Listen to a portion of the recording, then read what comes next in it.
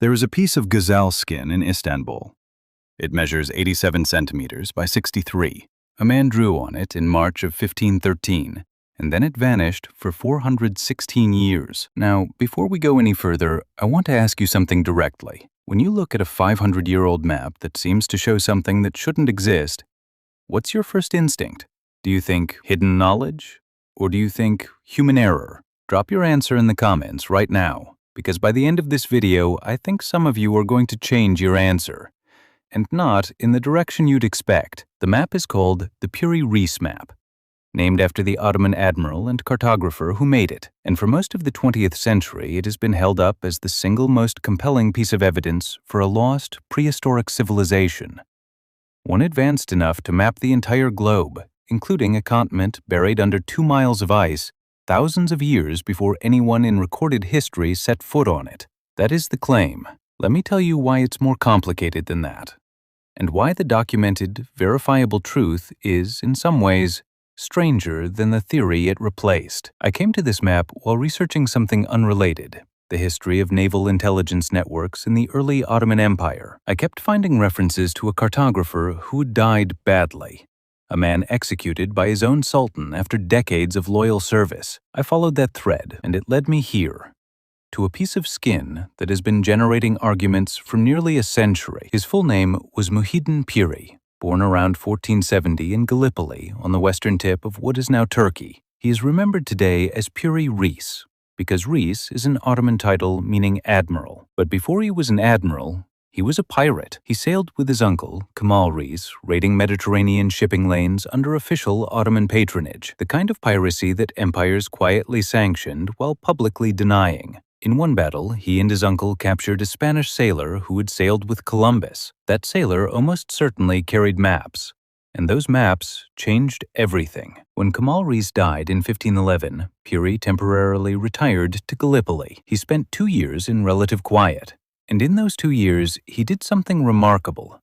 He gathered approximately 20 maps, 8 based on the ancient Greek geographer Ptolemy, 4 Portuguese, 1 Arabic, 1 drawn by Christopher Columbus himself, and he synthesized them into a single world map. He signed it in the month of Muharram, Islamic year 919. In the Western calendar, that is March to April, 1513. He presented it as a gift to Ottoman Sultan Selim I in 1517, following the conquest of Egypt. The Sultan received it, and then nothing. The map vanished from history. No copies circulated, no school of cartography emerged from it, no Turkish navigators built on it. It sat in the Topkapi Palace for over 400 years. Then, on October 9, 1929, a German theologian named Gustav Deissmann was cataloging old documents during the conversion of the palace into a museum. He found a bundle of parchments. Among them was one so unusual it warranted immediate attention. The map showed coastlines of Europe,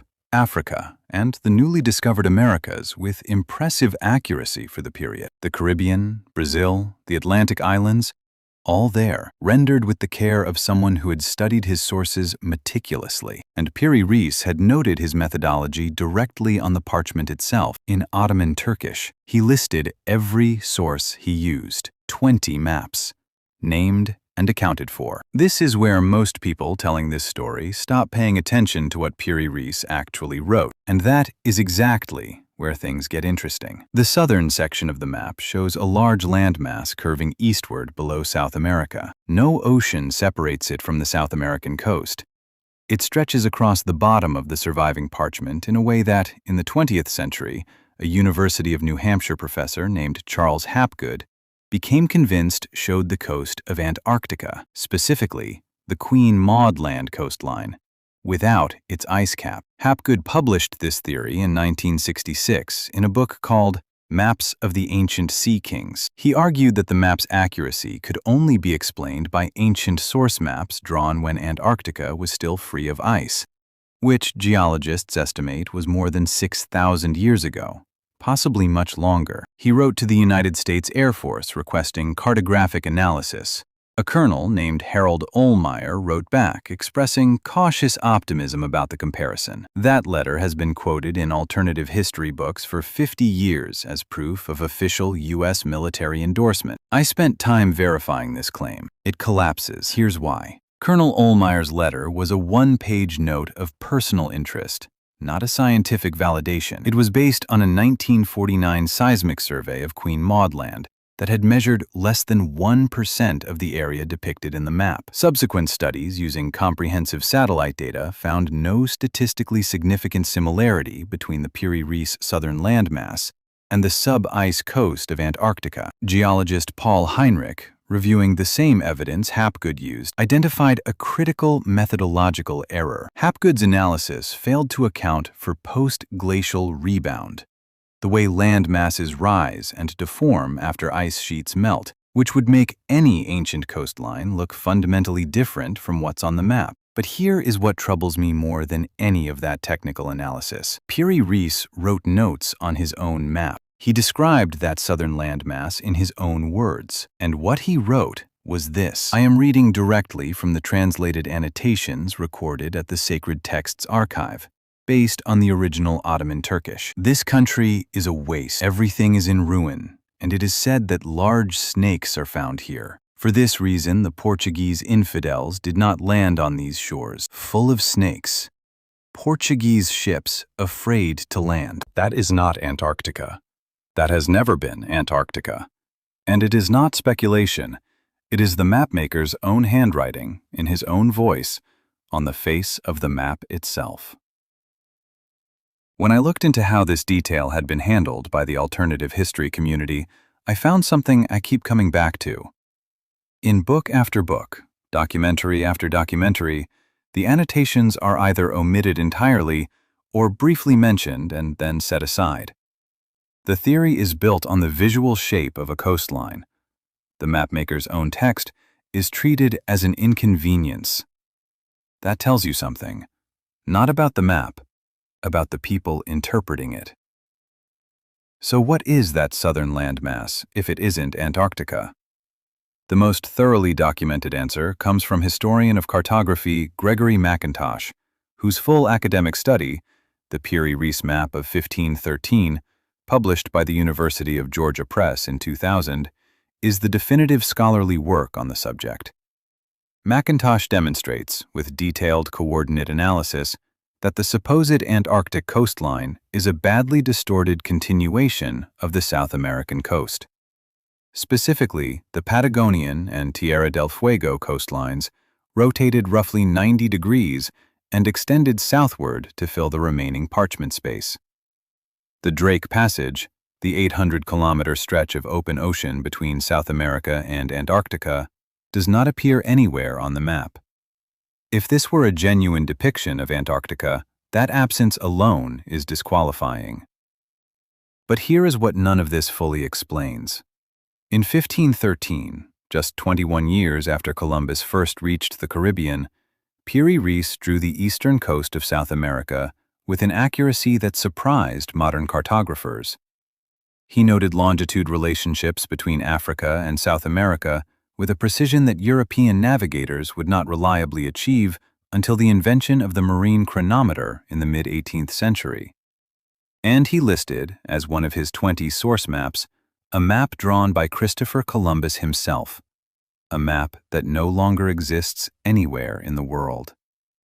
The only surviving trace of a Columbus map is embedded in a piece of gazelle skin in Istanbul, locked inside a larger work that most of recorded history overlooked entirely: Columbus's lost map. Let me walk you through the documented sequence of what we know, and let the accumulation speak for itself. Around 1470, Muhyiddin Piri is born in Gallipoli. He begins sailing as a privateer under his uncle, learning to read coastlines and currents the way other men learn to read text. In one naval engagement, they capture a Spanish sailor who sailed with Columbus, a man who almost certainly carries a working map of the New World. Kamal Reis dies in 1511. Piri retires and begins compiling. He gathers 20 source maps, Greek, Portuguese, Arabic, and Columbus's own. He drew his world map between March 9th and April 7th, 1513, dated precisely on the map's colophon. He presents it to Sultan Selim I in 1517. The Sultan receives it. The map disappears from the historical record. No copies are made. No cartographic tradition follows. Piri goes on to become admiral of the Ottoman fleet in the Indian Ocean, capturing Aden, Muscat, and Hormuz. Then, in 1553 or 1554, following a controversial military retreat, he is executed by the Ottoman court. His 1528 world map, a second version, also survives in fragment only, also in Topkapi Palace. On October 9, 1929, Gustav Deismann finds the 1513 fragment in a palace basement. In 1966, Charles Hapgood publishes his theory. It reaches millions. In 2000, Gregory McIntosh publishes his systematic refutation. It circulates almost exclusively in academic journals. The theory reached millions. The refutation reached specialists. I want to return to where we started.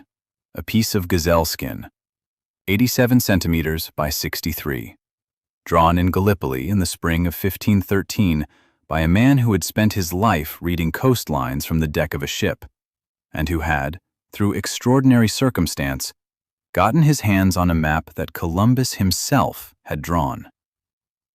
We do not have that Columbus map. We only have Piri Reis's copy of it, embedded in his own synthesis, surrounded by his own annotations in Ottoman Turkish. We know that Piri Reis was transparent, unusually, rigorously transparent, about every source he used. He named them, he cited them, he described what he found. He wrote on the southern landmass, in his own hand, that it was hot and full of snakes, and that Portuguese sailors feared to land there. The man who drew the map told us what he thought he was drawing. The question I cannot resolve, the one I keep coming back to, is not about Antarctica. It is about the Columbus map, the one Piri Reis copied, the one that showed him coastlines in the western Atlantic that Europeans had supposedly only just discovered. What did that original map show? What did Columbus actually know, or believe he knew, about the shape of the world he was sailing into? We will never see it. It exists only as a ghost inside someone else's work, in a fragment of a larger map that was itself forgotten for 4 centuries. Archives don't forget. People do. If this kind of work interests you, following a historical thread until it becomes something stranger than you expected, hit subscribe. I go deep on exactly these stories every single week, and there are threads connected to this one I haven't pulled yet. And I want to leave you with the same question I opened with, but now that you've seen the evidence. When you look at a 500-year-old map that appears to show something impossible, is it hidden knowledge? Or is it something even harder to accept? That the people who built our understanding of this map simply didn't read it carefully enough? What is still sitting in a palace basement somewhere, waiting for the right person to open the right door?